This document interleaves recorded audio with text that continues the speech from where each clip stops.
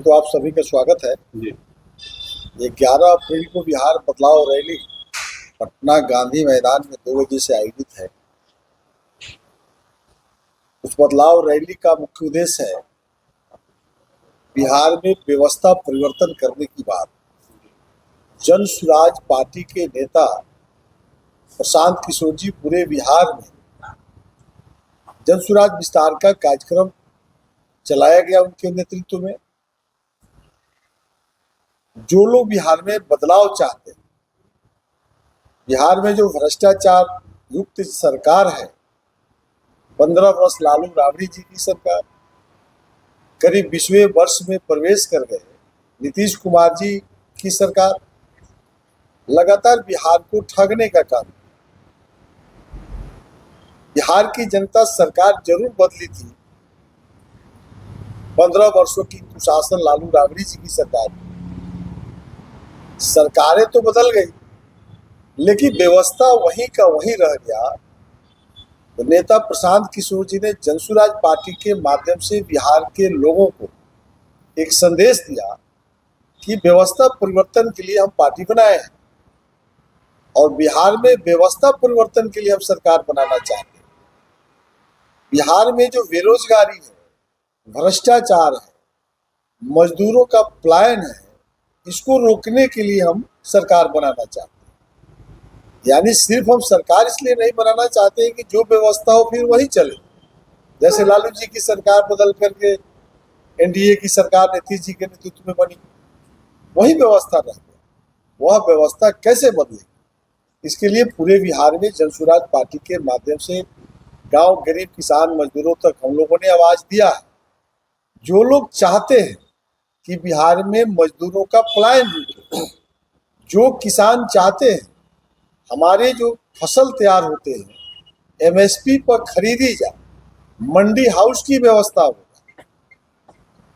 वैसे किसान, वैसे बेरोजगार जो भ्रष्टाचार में लिप्त हो गए और वो बेरोजगारी उनकी बढ़ती जा रही, तो वो वैसे लोगों को हम लोग निमंत्रण दे रहे हैं कि आप बिहार पटना की धरती पर 11 अप्रैल को आइए। क्योंकि जो लोग बिहार बदलाव चाहते हैं उन्हीं लोगों को हम लोग लाए कि आप चलिए वहाँ, और नेता प्रशांत किशोर जी, पूरी जनसुराज पार्टी, हम लोग वहाँ खड़ा होकर के हम लोग शपथ लेंगे कि आप अगर हमको मौका देते हैं तो पलायन रोकेंगे, रोजगार देंगे, किसानों के फसल का उचित दाम देंगे, और बिहार में जो शराबबंदी है उस शराबबंदी को लेकर के आज बिहार में देखेंगे कि ज्यादा से ज्यादा गरीब आज जेलों के अंदर बंद है और पुलिस के द्वारा प्रताड़ित किया जा रहा है। सरकार का जो रेवेन्यू आती थी वह बंद हो गया, जिससे रोजगार देने में असावधानी हो रही है। तो हम लोगों की सरकार बनेगी तो शराबबंदी जो नीति है, जो नीतीश कुमार ने उस प्रक्रिया को बंद कर दिया, सरकार बनने के 24 घंटे के अंदर हम लोग चालू कर देंगे और उस माध्यम से भी रेवेन्यू आएगा बिहार के अंदर, बिहार की डेवलपमेंट हम लोग करेंगे। तो जो लोग चाहता है इस व्यवस्था को फिर से कायम किया जाए, बिहार में बेरोजगारी की जो सवाल थी, महिलाओं के लिए भी जो जीविका के माध्यम से मुख्यमंत्री नीतीश कुमार ने जो बड़े पैमाने पर रुपया का लुभावना दिया और दिया भी, महिलाओं को तो आपने पैसा दिया, महिला रोजगार भी किया, लेकिन उसके द्वारा जो उत्पादन किया गया, जो भी उत्पादित सामान है, चाहे साड़ी बिनने का काम किया, सिलाई का काम किया, कटाई का, कुटीर उद्योग, लघु उद्योग के माध्यम से वह बिक्री का मार्केटिंग नहीं दिया। बिहार का सभी डीआरडीए में ताला लटका हुआ, तो उत्पादित सामान नहीं बिका, इससे वो महिलाओं का ऋण नहीं सध रहा है, जीविका समूह का ऋण नहीं सध रहा है। आज जो है बैंक के माध्यम से उनको प्रताड़ित किया जा रहा है। इस व्यवस्था को बदलेंगे, यही व्यवस्था परिवर्तन करेंगे और जो 4% पर हम लोग लोन देंगे, आज का ब्याज जोड़िएगा जीविका में तो 30% का ब्याज है। ये बिहार के महिलाओं को जीविका के नाम पर नीतीश कुमार जी ने जो और भ्रष्टाचार फैला दिया, उसको हम लोग कंट्रोल करेंगे। तो ये सभी बदलाव का एक रास्ता है, या व्यवस्था परिवर्तन का जो रास्ता जन सुराज ने बनाया है और लोगों के बीच में जाने का। और जो अभी सर्वे का जो आप देखेंगे बिहार में, तो हालात यह है, परिमार्जन के नाम पर लाखों लाख का लूट मचाए हुआ है सभी अंचलाधिकारी। और चंपारण में हम लोग हैं, और चंपारण में तो खास करके बेतिया राज के जमीन के नाम पर नीलहा कोठी के द्वारा जो किसानों को जमीन मुहैया कराया गया था, वह जबरन उसको जो है उसके जमाबंदी को रोक करके करोड़ों करोड़ की लूट यहाँ का जिलाधिकारी सब कर रहा है। तो जो लोग जमीन सर्वे को सुधार चाहते हैं, जो बिहार में गर्मजरुआ और मालिक गर्मजरुआ जमीन को सुधार चाहते हैं, जो बिहार में भूमि सुधार चाहते हैं, यानी जो पुरानी व्यवस्था है वो सरकार को बदलिए। हम व्यवस्था परिवर्तन करने की बात बिहार के लोगों के बीच में हम लोगों ने किया है, और उसी व्यवस्था परिवर्तन के लिए जो चाहते हैं यह सब बदले, एक वैसी सरकार आवे जो जिसके नेतृत्व में यह सब काम हो। इसलिए जन सुराज पार्टी ने ये वचनबद्ध है, ये सभी कामों को हम लोग करेंगे। और 11 अप्रैल को हम लोग पूरे बिहार के लोगों को हम लोग पटना बुलाए हैं। कितना लोग मतलब पटना में आएंगे? लोगों की जो बिहार की तैयारी है, पटने की धरती पर 10 लाख लोगों को वहाँ बुलाने की व्यवस्था है। पूरे गांधी मैदान में जो आप डे नाइट मैच देखते हैं ना, डे नाइट से भी अच्छी लाइटिंग की व्यवस्था हो रही है। अद्भुत गांधी मैदान को सजाया जा रहा है। चूंकि यह रात तक कार्यक्रम चलेगी, यह कार्यक्रम शुरू ही होगा 2 बजे से और 8 बजे रात्रि तक चलेगी। अगर आम लोगों में संख्या के हिसाब से और समय बढ़े तो कोई दिक्कत नहीं है। इसलिए लाइटिंग की व्यवस्था, वहाँ भोजन की व्यवस्था, पानी की व्यवस्था पर्याप्त किया गया है, और 10 लाख लोगों का वहाँ जमावड़ा होगा। क्या इस रैली के साथ ही जन सुराज चुनावी मोड में आ जाएगा? देखिए, चुनावी मूड में आने का सवाल तो अब पुराना हो गया ना। ये तो सामने चुनाव है। जन सुराज पार्टी चुनावी मूड में नहीं है। जन सुराज पार्टी इस बार बिहार में सरकार बना रही है। आपको मैं भरोसा दिलवाता हूँ और विश्वास दिलाता हूँ। हर 10 व्यक्ति से अगर पूछिएगा तो 8 व्यक्ति तैयार हैं। जहां हमारे वर्कर नहीं गए हैं, हमारी पार्टी का कोई नेता गांव में नहीं गए हैं, आप सर्वे कर लीजिए। लोग कह रहा है कि हम लोग नेता प्रशांत किशोर जी के नेतृत्व में इस बार हम लोग वोट देंगे। इसलिए प्रशांत किशोर जी के नेतृत्व में 100 का 100% आपको मैं विश्वास दिलाता हूँ कि बिहार का अगला सरकार जन सुराज पार्टी की बन रही है। ये गांव गरीब किसान मजदूरों में चर्चा हो गया है। हम लोग किसानों से अभी पीछे चल रहे हैं, हम लोग मजदूरों से पीछे चल रहे हैं। हमारी संगठन से आगा गांव गरीब किसान मजदूरों ने सोच लिया। क्या जन सुराज पार्टी के तमाम युवा कार्यकर्ता को आप क्या कहिएगा? देखिए, युवाओं में जो जोश है, युवाओं के अंदर जो जोश है जन सुराज पार्टी में, अभी तो हमारा एक कार्यक्रम चल रहा है डिजिटल योद्धा के रूप में। 1 लाख बिहार के जो नौजवान है, मैट्रिक पास हैं, उनको 5 दिन पटना में रहने की व्यवस्था, भोजन की व्यवस्था, आने जाने का भाड़ा भी हम लोग दे रहे हैं। और उसको प्रशिक्षित करके कैसे डिजिटल की दुनिया है, फेसबुक यूट्यूब की दुनिया है, उसमें कैसे 10,000 20,000 रुपया कमाया जा सकता है, वो एक काम हम लोग चला रहे हैं। उसके बाद में जो डिपार्टमेंट्स है, बेरोजगारों की कई रूपरेखा है। एक तो जो गांव गरीब किसानों के बीच से जो मजदूर हैं, जो मिट्टी वाले हैं, जो मनरेगा में पलायन होता है, उस पलायन को रोकने की रणनीति हम लोगों ने बनाया है। कि हमारी सरकार बनने के साथ ही आपको कृषि कार्य में लगे मजदूरों का भुगतान मनरेगा से कर दिया जाएगा। एक बेरोजगार। दूसरी बेरोजगार है जो मिट्टी नहीं काटते हैं, वो टेक्निकल काम करते हैं, भवन बनाते हैं, पिच बनाते हैं, सड़क बनाते हैं, पुल पुलिया बनाते हैं, जो श्रम डिपार्टमेंट से। तो श्रम डिपार्टमेंट को मुख्यमंत्री नीतीश कुमार जी, लालू राबड़ी, ये 35 वर्षों में ये लोग मजाक बना के रख दिया। तो श्रम डिपार्टमेंट को हम ठीक करेंगे, और उसमें जो लड़कियों को देने की सुविधा है शादी में, जो उसमें मृत्यु होने पर पैसा दिया जाता है, उसमें बेरोजगारी पर भत्ता दिया जाता है, वो सब हम देंगे। आज एक बहुत बड़ा सवाल आपके सामने मैं दे देता हूँ। मुख्यमंत्री नीतीश कुमार जी ने बिहार के मजदूरों को कैसे ठगा? एक सवाल मैं खड़ा करना चाहता हूँ।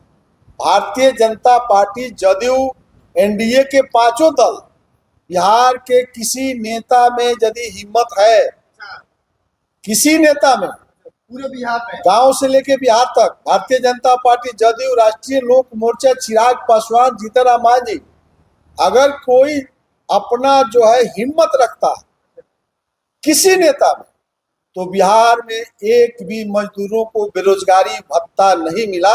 इसका मतलब है एनडीए सरकार के नजर में एक भी मजदूर बेरोजगार नहीं है। 100 दिन मजदूरों की गारंटी है ना मनरेगा में, 100 दिन मजदूरों की रोजगार की गारंटी है। अगर मजदूरों को रोजगार नहीं देंगे तो सरकार कहती है कि 100 दिन बिना काम किए हुए उसकी मजदूरी का भुगतान कर देंगे। इसी को कहा जाता है बेरोजगारी भत्ता। तो एक भी मजदूरों को बेरोजगारी भत्ता नीतीश कुमार जी ने नहीं दिया। इसका मतलब है कि बिहार में मजदूर बेरोजगार नहीं है। तो मजदूरों का प्लान कैसे हो रहा है? अगर हिम्मत है नीतीश जी में तो हमको बता दे कि बिहार में हम एक मजदूर को बेरोजगारी भत्ता दिए हैं। तो आपके नजर में तो बिहार में मजदूर बेरोजगार ही नहीं है। अच्छा, जन सुराज पार्टी का अगर सरकार होती है बिहार में तो सबसे पहला कदम क्या रहेगा? सबसे पहला कदम उस मजदूर की पलायन को रोकेंगे अच्छा, और मनरेगा से पेमेंट करेंगे, किसान से जोड़ देंगे। यानी किसान के खेत में आलू लगाने में, गेहूं लगाने में, धान लगाने में, मक्का लगाने में, किराना खेती हो या अनाज की खेती हो, आपको किसी भी खेत में जो मजदूरों का पेमेंट होता है, हमारे मछली पालक है वो भी किसान है, मछुआरे का मछली पालने में जो खर्च होगा वो मनरेगा से पेमेंट करेंगे। पशुपालन वो भी डिपार्टमेंट है किसानों का।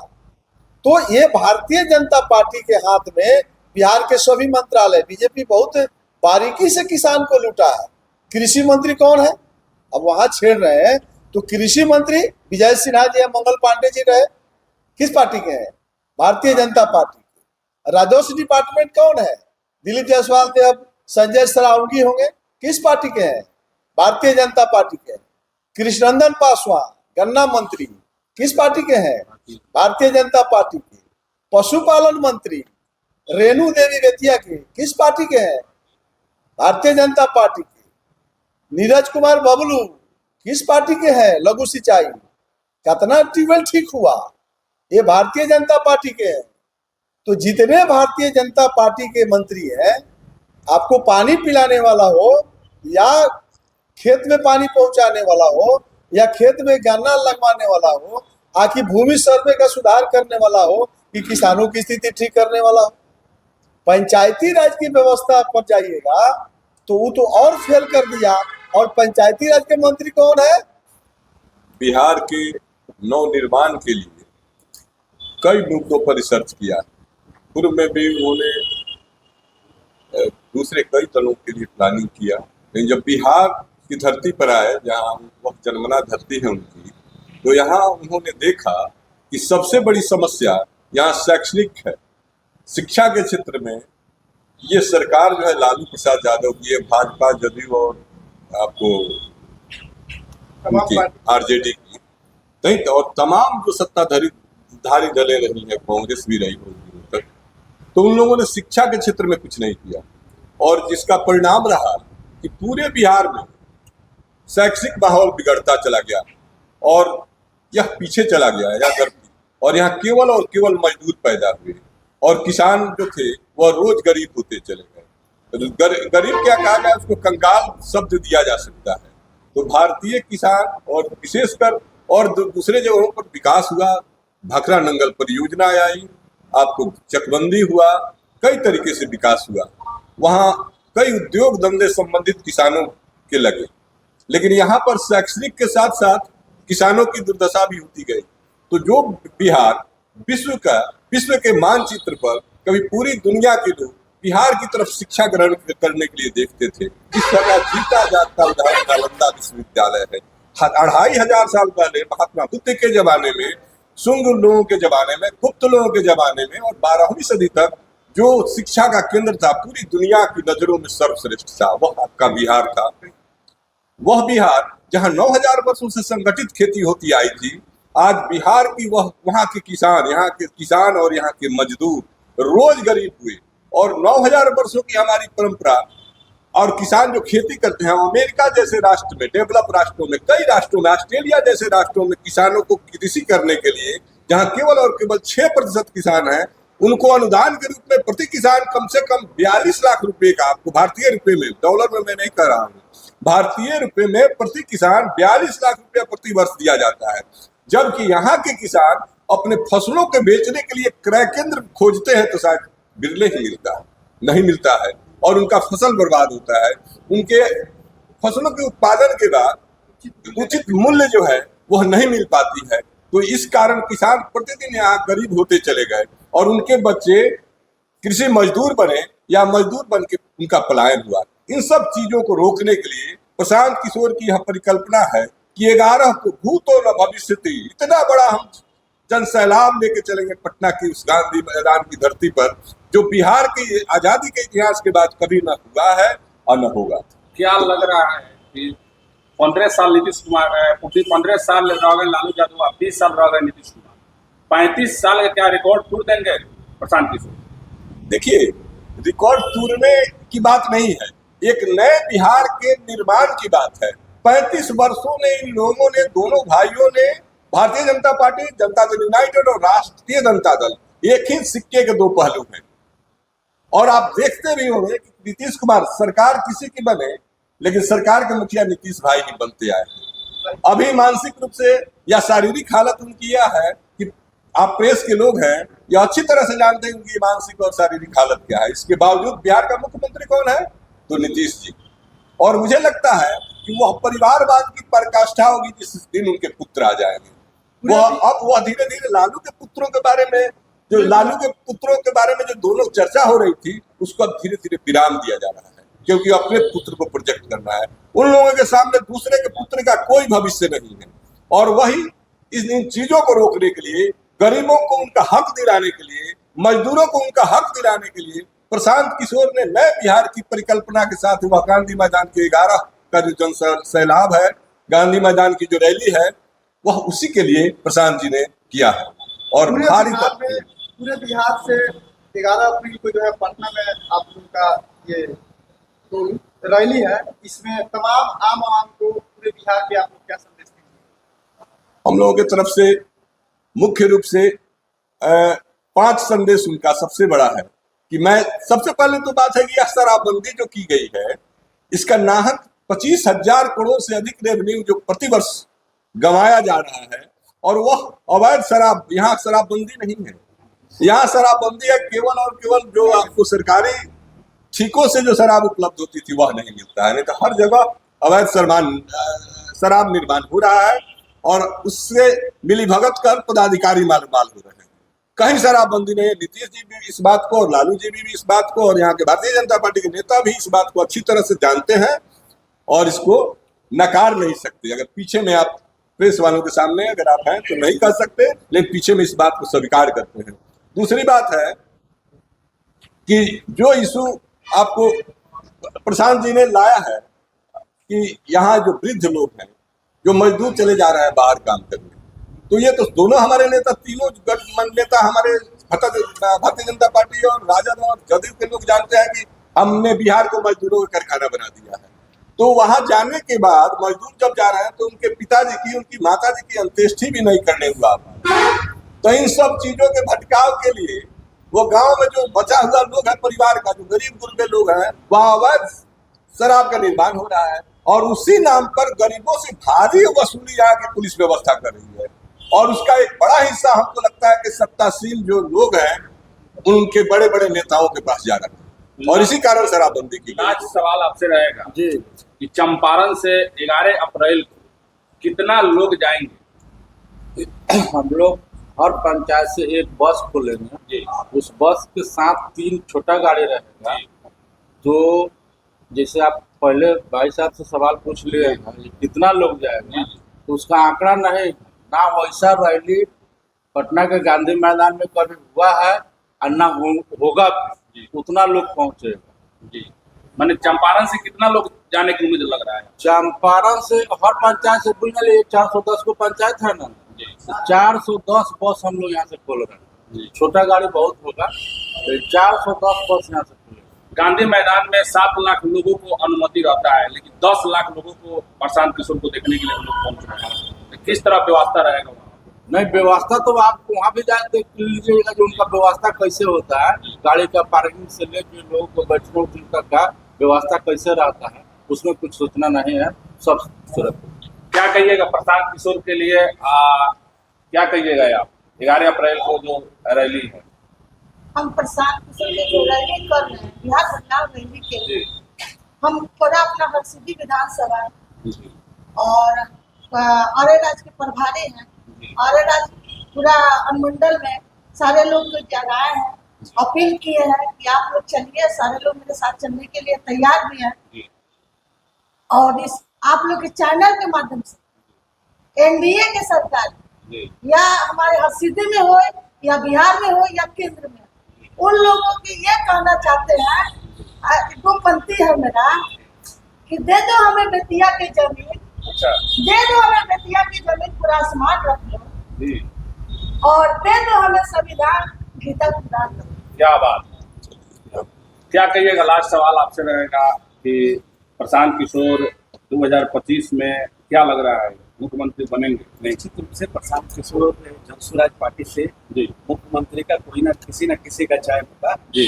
और प्रशांत जी बोलते हैं कि 135-40 भी आता है तो उसमें जिंदगी का मेरा सबसे बड़ा हार होगा। जी। तो आप अनुमान लगा सकते हैं कि लगभग 2 तिहाई से ज्यादा बहुमत से हम लोग यहाँ सरकार बनाने का काम